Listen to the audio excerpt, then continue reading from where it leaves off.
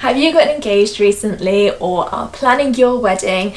Or you're maybe just here because you're a little bit curious to see what I am about. So welcome! This is my new YouTube channel and I'm going to be using it as a little bit like a vlog and a bit of an advice channel for those of you that are getting married.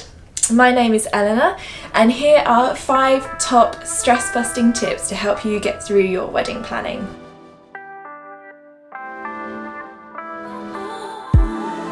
Okay, so first of all, congratulations if you are on this journey to planning your wedding.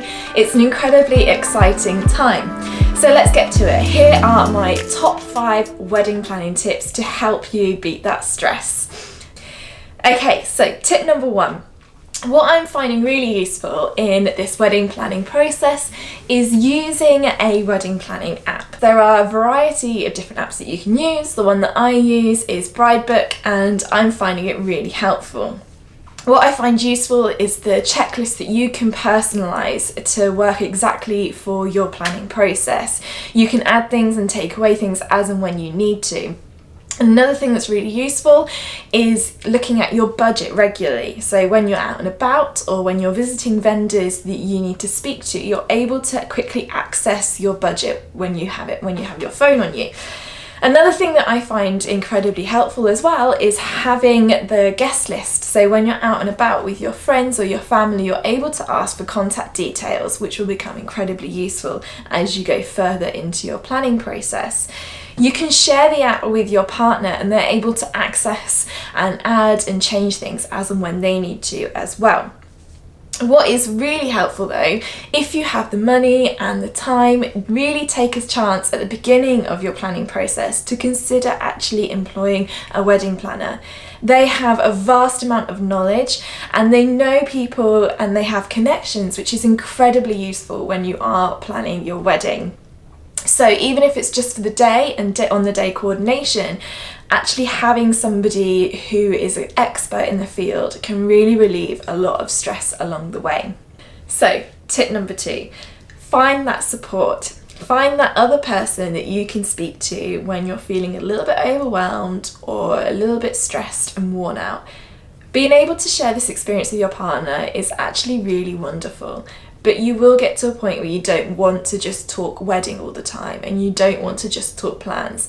Having somebody else there that you can bounce ideas off of and just call when you're feeling that little bit stressed or overwhelmed is really useful. I talk to my mum quite regularly and she has been wonderful. She understands the vision that we have for our day and I've even gone wedding dress shopping with her, and which has been a really wonderful experience. So whoever that is who's in your team, who is on your side, who you can call and catch up with over a coffee every once in a while and just blow off some steam with them, who isn't your partner, is actually really useful and really helps with your stress levels, especially when you're feeling a little bit overwhelmed, because this whole planning process really is quite a lot. So moving on to tip number 3. This is something that I have discovered recently myself, and it's not a review or endorsement, it's just something that I thought you might find quite interesting as well. So I have recently discovered this book and it is called Wedding with Intention, and it's by a lady called Karen Hopkins, and she also has a Instagram called Bride Disrupted, which I find really quite interesting. What she does is, the whole book is about making sure that you and your partner are planning a wedding that suits you. A wedding that fits you as a couple. Every couple is unique and every couple has their own values, beliefs, and purposes as a couple. And it's really important that your wedding isn't just another cookie cutter wedding. We're full of traditions and full of these things that you do that you don't actually understand why you're doing them. And it's full of questions that make you ask why. Why am I doing this? So if you're someone that really wants to have a food truck at your wedding, or you want to have a pen full of bunnies, go for it. If they're the things that you really love, that you really want to have at your wedding, go for them. It's just a book that really helps to question why you want them. Is it because it's what's trending at the moment and you're really pushing and stretching your budget to fit that when actually it doesn't fit with you as a couple? Or is it something that would mean a lot to you and really enhance your day with those people that you love? So I'm really enjoying it. Me and my partner are absolutely loving doing this book together, and it really makes us stop and think about what we're doing on a regular basis. We come back to this quite a lot, and it will be incredibly useful as we go forward in our day. So thought that might interest you. On a side note, another top tip similar to this book would be going on a marriage prep course. So this is something that is quite a bit traditional, or something that's been done for many, many years, and I still recommend it. Going into a marriage is not just having a wedding day. You need tools that will help get you through those hard times and those fun times and great times. But they're really important in setting good foundations for your life together. So if you could find one near you, a marriage prep course or a marriage counsellor, even if you feel that you've got it covered, you don't need anyone, you think that you are in a great position, we've always got something to learn. And whatever you learn going to these things, I think you'd find truly valuable. So that is my tip number 3. Moving on to number 4. You have gone through this far of the video, so stay with me, we are nearly there. This one follows on from tip number 3, very similar. It's the idea that you make time for each other.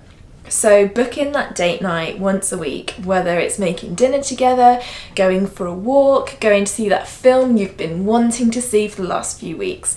Just making that time to just reconnect and just put each other first. Planning a wedding can feel quite overwhelming at times, and also you can feel the pressures of making sure that you're getting everything on your checklist ticked off. And actually, the most important thing about planning your wedding is really connecting with each other and spending that time with each other, and making sure that you are doing all of this planning and all of this for the right reasons. And part of that will be starting a life together and building that life together. Date night is so important for that. Me and my partner love to go on evening walks. It helps us to reconnect. It helps us to just get out, put our phones away and just walk and talk, and we love it. So if there's something that you two have been wanting to do for ages, go, book it in, get it done. It really helps with stress and reconnecting. I highly advise it. Finally, on to tip number 5. So you being healthy and you and your partner being in a great position is far more important and has far more purpose to your marriage than a wedding that just ticks all those boxes. So tip 5 is all about you and looking after you. It's all about self-care. Now that's just such a buzzword for the last 5 years, but it's truly important. If you are feeling that little bit overwhelmed, stressed out, burnt out, then you need to come back to you and run that bath, go on that run, read that book and look after number 1. And your partner really does need to do the same. You obviously have other responsibilities in your life other than just planning a wedding, and so making sure that the spare moments you have in your week aren't taken over by just planning a wedding, that you carve out that time to still do the things that you love that will help keep you healthy. So there's my top 5 tips for getting you through this wedding planning process. Hopefully a little bit less stressed than you may have been. If you have any tips or any suggestions for what you do when you're feeling stressed in this wedding planning process, then please leave them down below. I'm sure I could use some more tips. That would be amazing. And if you have stuck around till now, here is my 6th little bonus tip for you. So you have booked your venue, you've found your space, you want to move on with your wedding planning process, and the next best thing for you to do is to find that photographer. That one that you connect with, that one whose style you truly like. Your wedding photographer is someone who is with you from towards the beginning of your planning right up until your wedding day and beyond. Your wedding photos stay with you from the year you're married right up until your 60th wedding anniversary, and they are true reminders of the special day that you have. Now, you might not know this, and I may not have said it at the beginning of this video, but I am a wedding photographer, and I have put my link down below in the description so that you can get to know me, ask any questions you have, and if you'd like to book me, I might just have a date available for you.